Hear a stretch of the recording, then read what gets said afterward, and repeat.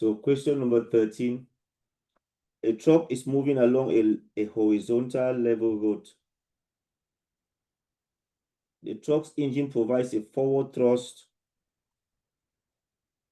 of 10,000 newtons. I always highlight the numbers. Yeah.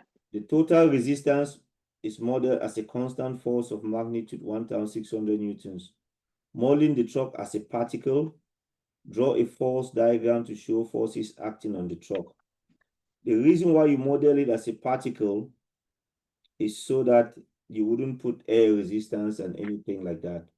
So when you choose a particle, we usually use a little dot. Some people draw a little box.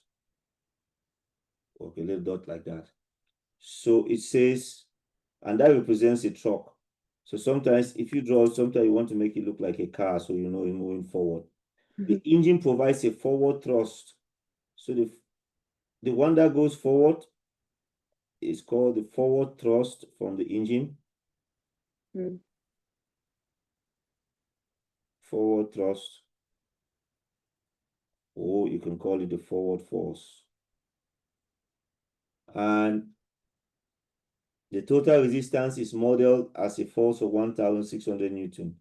The resistance pulling it backwards, we can call it the resistance, but I sometimes call them backward force. Backward force. And you put numbers, it's 1,600 Newtons, and this one is 10,000 Newtons. And then there's something else which acts on the truck. The truck has its weight. Yeah. Mg. And the reaction as well. The reaction force, we'll just call it normal reaction R. And then it says, modeling the truck as draw a force diagram showing the forces acting on the truck. That's all the forces I'll put, assuming there's no air resistance. But the air resistance includes that other resistance there. Because there's air resistance. What else is there when the car is moving? What other resistance?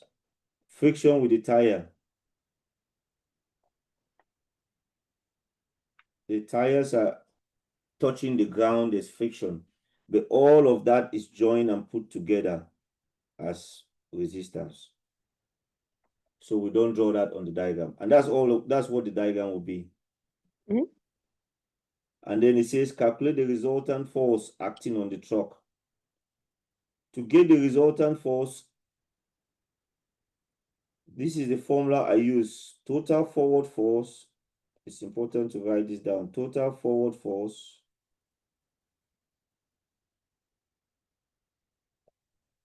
minus total backward force. Total forward force minus total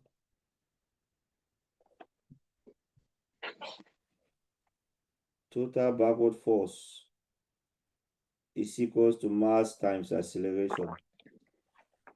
So I'm using F is equals to ma, Newton's second law, to work out the net force.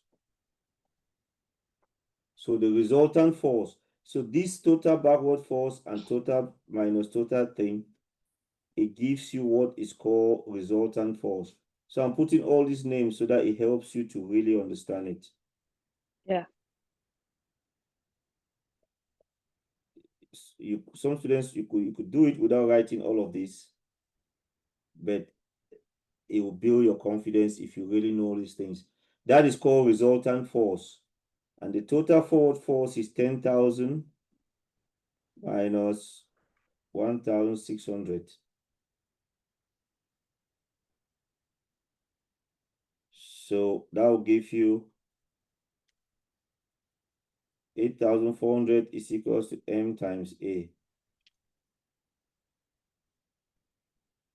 So there is no vertical force. So the upward force equals to downward force. So R is equals to W. on the diagram. R is equal to W. There is no vertical, no resultant, no overall vertical force.